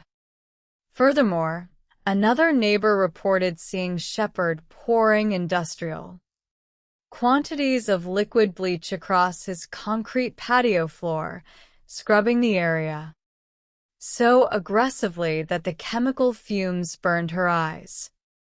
These troubling reports transformed the nature of the investigation. Detectives recognized that Shepard's behavior was completely inconsistent with that of a grieving boyfriend whose partner had vanished. Frustrated by the lack of an immediate arrest, Tanisha's family contacted Quannell X, a prominent Houston community activist known for intervening in high-profile local crises. Quannell X agreed to assist and contacted Tim Shepard, who agreed to meet him privately at his apartment. During their emotional meeting inside the apartment bathroom, Quannell X looked Shepard directly in the eyes and pressed him for the absolute truth. Under intense psychological pressure, Shepard broke down and offered a horrific confession. Shepard admitted that when Tanisha told him she was ending their relationship to be with Mark Marks, he flew into a violent, uncontrolled rage. As she attempted to exit the apartment, Shepard attacked her from behind, overpowering her and strangling her to death on the floor. He stated that he then dragged her body to a commercial dumpster located in the rear parking lot of the complex. Quannell X immediately contacted lead investigator Sidney Miller and arranged for Shepard to lead officers to the location. However, when detectives arrived at the dumpster on Wednesday, March 21st, the moment described at the beginning of this narrative, they discovered that the Municipal Waste Management Service had emptied the container hours earlier, transporting its contents to a massive regional landfill spanning hundreds of acres. Forensic experts advised that searching the landfill for human remains would cost over $500,000 with virtually no guarantee of recovery. Demonstrating extraordinary grace amidst unimaginable grief, Tanisha's mother instructed law enforcement not to expend public resources on the landfill search, asking them instead to focus on building an irrefutable legal case against her killer.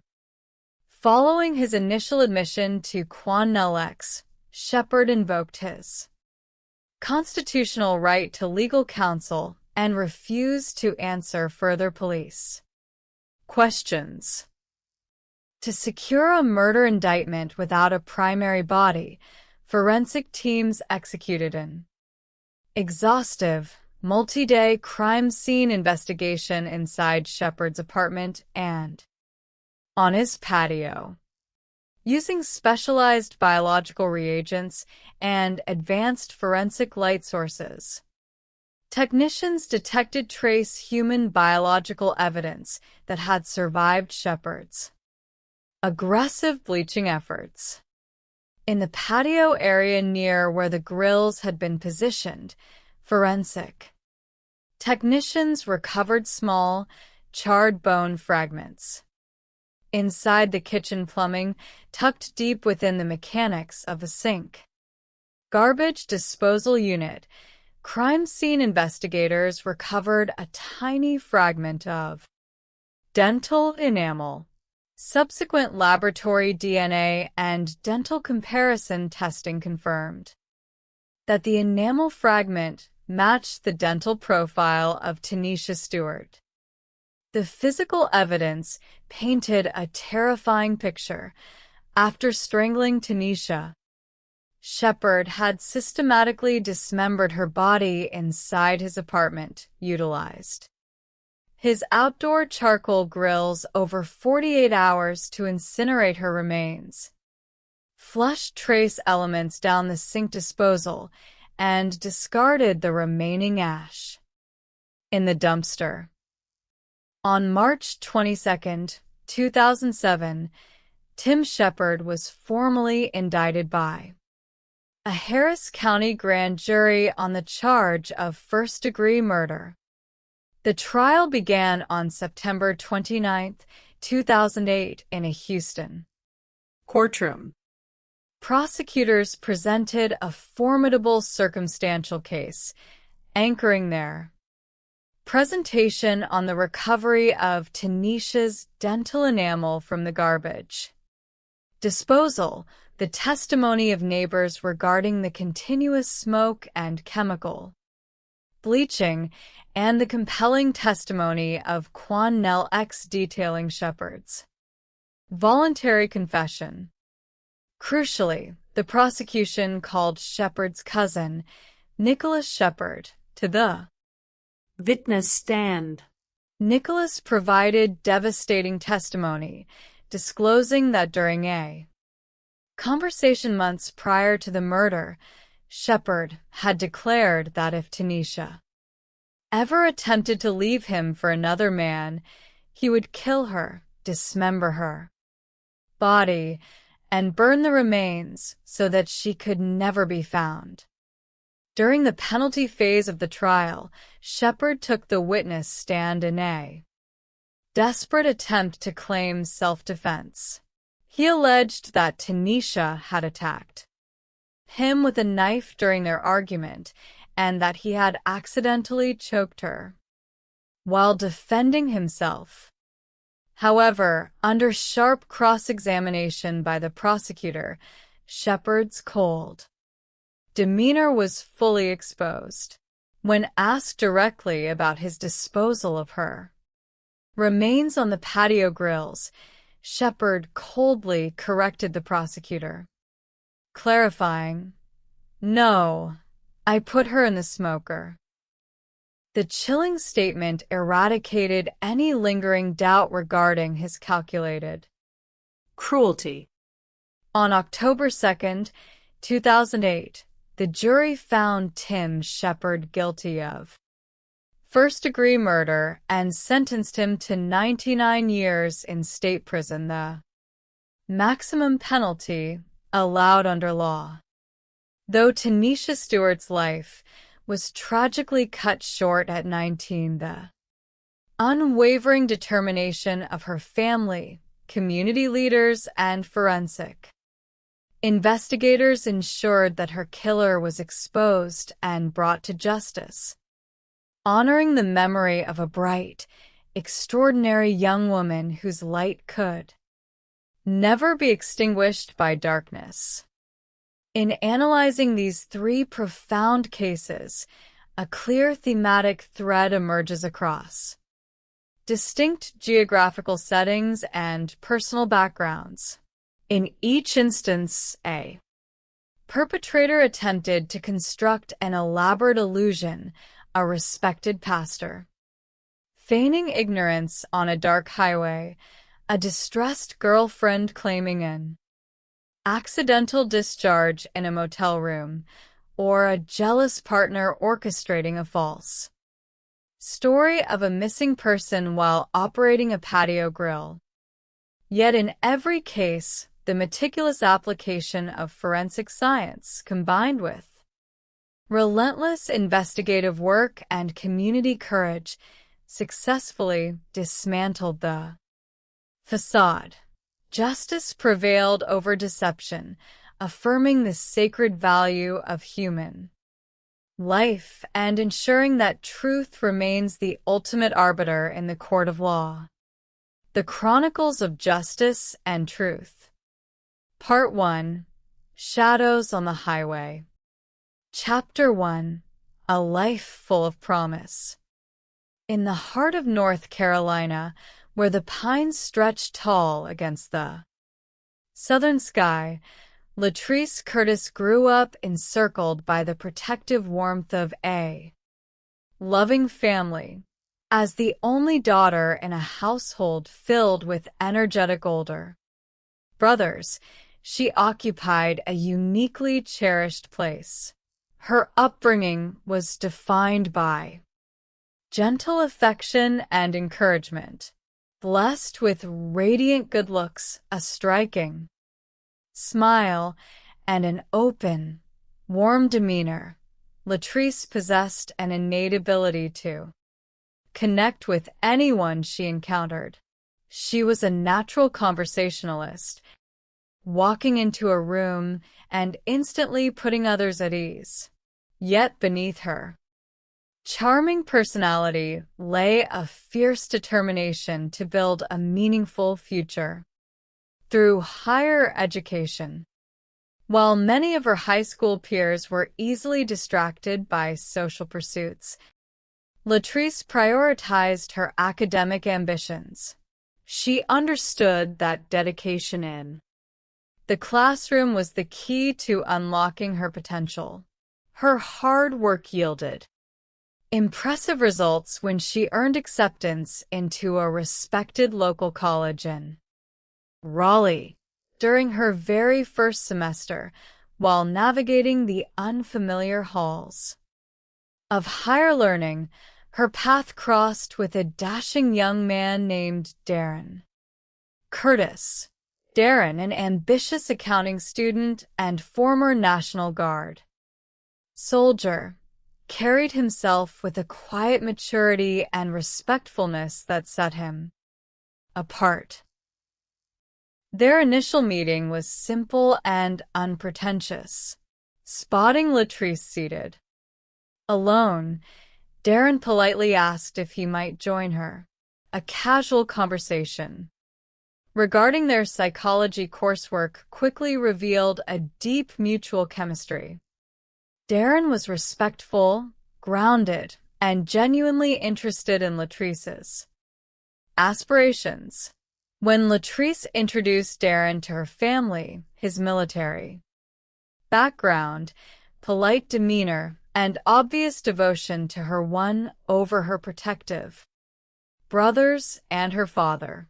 He was, by all appearances, a fine young man with a clear sense of duty and honor.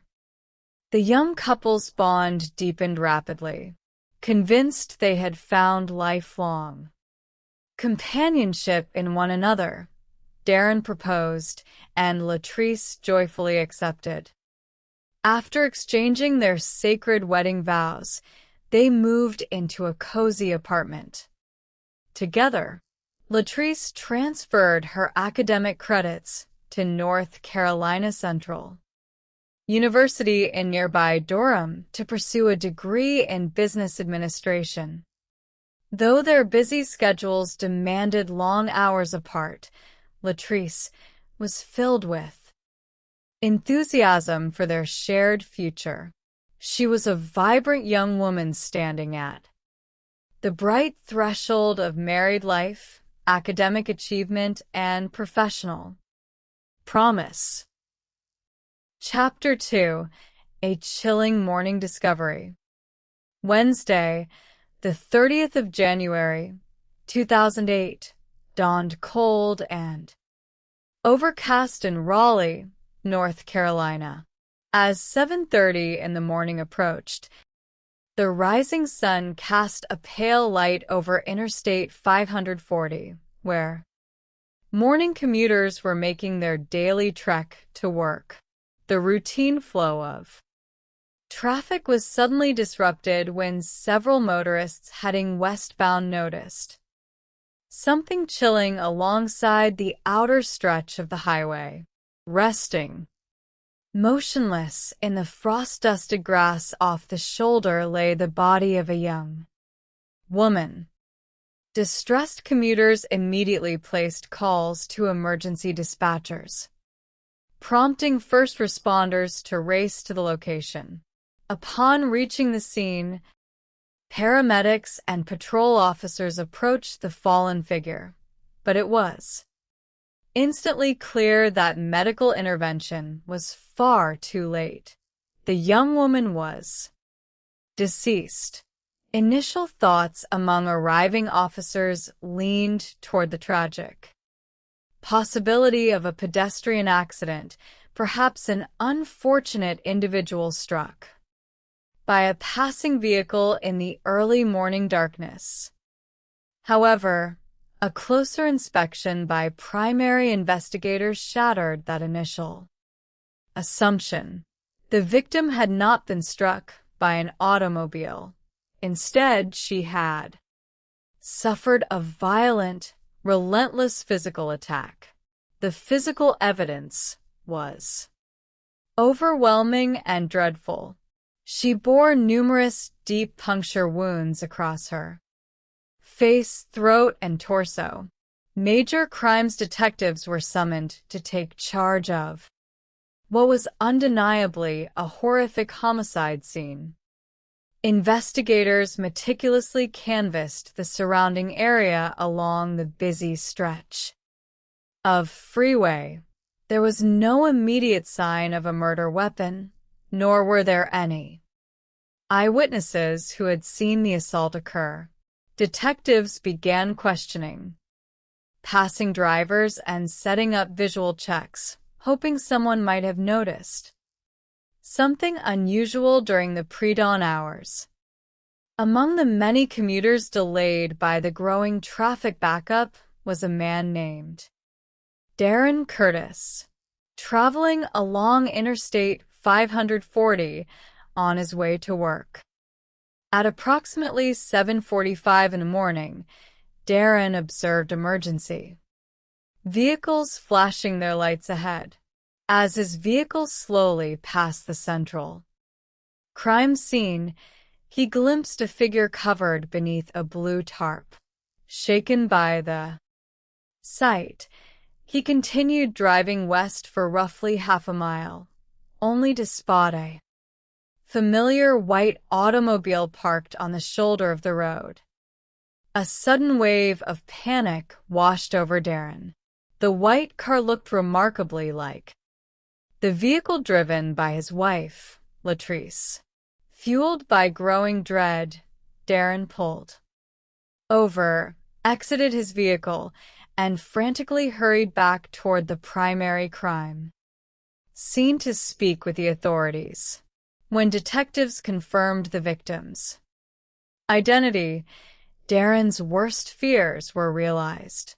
The young woman lying in the cold grass was his 21-year-old wife, Latrice Curtis. The devastating news spread quickly to Latrice's father and her brothers. Her father was overwhelmed by a tidal wave of grief, disbelief, and surging anger, struggling to comprehend how a young woman so full of life and goodwill could be targeted in such a barbaric manner. To her family, the horrific reality felt like an unbearable nightmare from which they desperately wished to awaken. Chapter 3: The Initial Investigation. As specialized forensic personnel secured the area along Interstate 540, detectives faced a formidable mystery. The crime was staggering in its ferocity. A preliminary examination revealed that Latrice had been stabbed upwards of 40 times across her face, neck, chest, and torso. Her carotid artery and jugular vein had been severed, and her vocal cords had been cut. Despite the extreme violence, her personal jewelry, including her earrings, remained untouched, effectively ruling out simple street robbery as a primary motive. Forensic technicians carefully inspected Latrice's hands and noted clear signs of a heroic struggle. Broken fingernails and defensive marks indicated that she had fought back against her assailant with everything she had to preserve potential touch evidence. Technicians carefully bagged her hands for detailed laboratory analysis.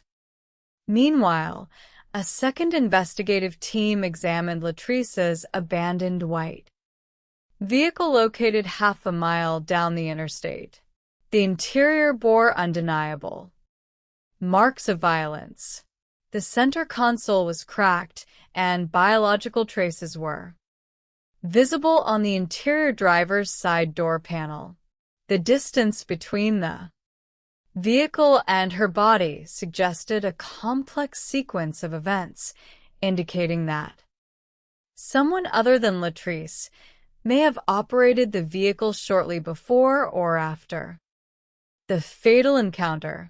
Most significantly, technicians recovered a clear biological sample from the vehicle's steering wheel, while state crime laboratory analysts began processing the physical evidence gathered from the vehicle and Latrice's fingernail scrapings. Detectives contemplated the psychological profile of the killer.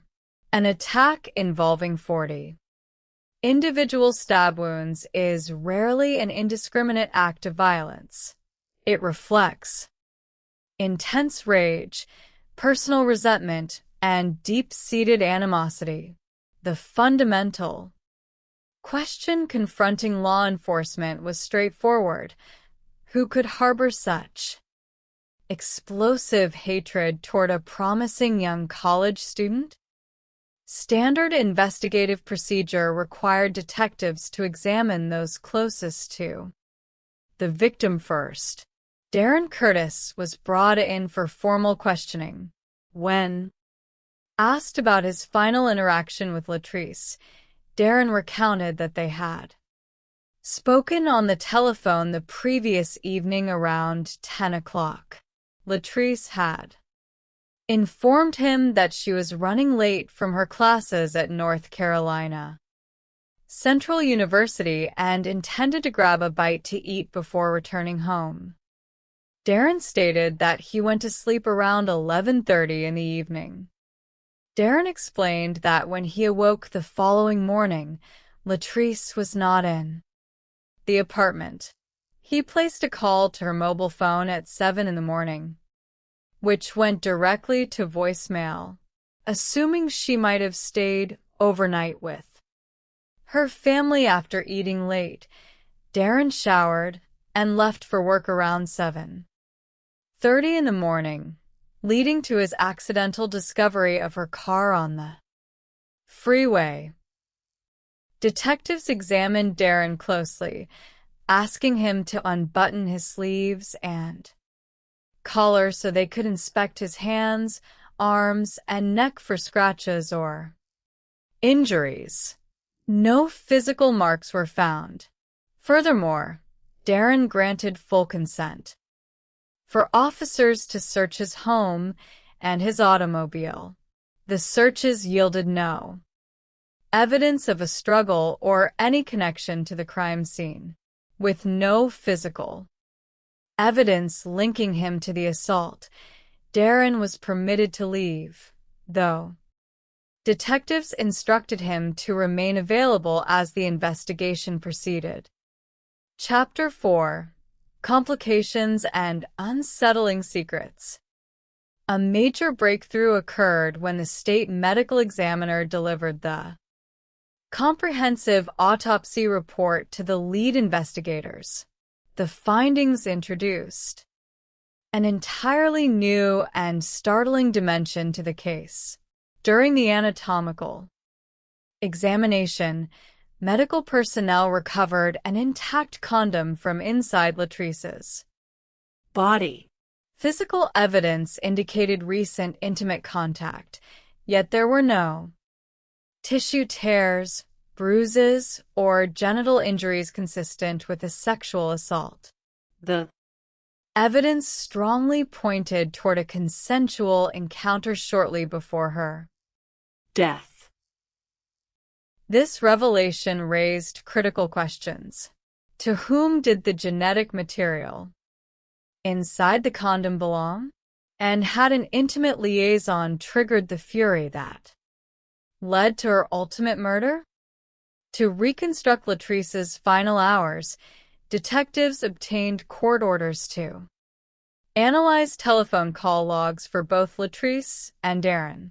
Darren's account was verified by the records, confirming his morning call at 7 in the morning.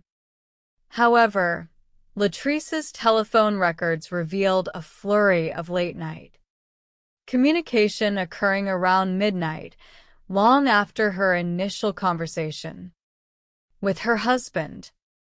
The call logs demonstrated repeated contact with a specific mobile telephone number registered to an individual named Stephen Randolph.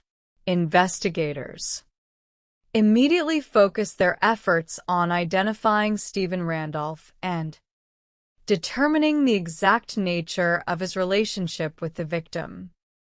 Chapter 5: The Basketball Star and the Pastor. Stephen Randolph was a well-known figure at North Carolina Central University. An attractive, athletic young man, Randolph played college basketball and harbored serious ambitions of securing a professional contract in the National Basketball Association. As detectives began making inquiries on campus, friends confirmed that Stephen and Latrice had developed a close acquaintance over the preceding months. What had begun as casual academic interactions had evolved into frequent socializing and flirtatious banter. 2 days after Latrice's body was discovered on the interstate, Stephen Randolph walked into the Wake County Sheriff's Office of his own volition. However, he did not arrive alone. Walking beside him was his housemate and mentor, a 43-year-old local minister named Pastor Robert Reeves. Pastor Reeves was a prominent and highly charismatic personality in the local community. Revered by many as a bishop, he worked as a motivational speaker and led local religious gatherings. Reeves presented an aura of dignified concern as he accompanied the young athlete into the department. Detectives escorted Stephen into a private interrogation room while offering Pastor Reeves a seat in the waiting area.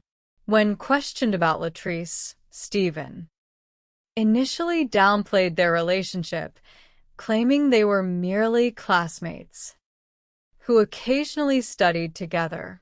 However, when presented with the detailed telephone records and the findings of the autopsy, Stephen realized that evasiveness was futile. Stephen admitted that his friendship with Latrice had developed into a passionate, secret extramarital affair. He confessed that Latrice had visited his residence on the evening of January 29th, where they engaged in an intimate encounter. During that encounter, the condom had become lodged inside her. Stephen explained that they were unable to retrieve it, and Latrice left his residence around 10 o'clock in the evening, intending to resolve the issue.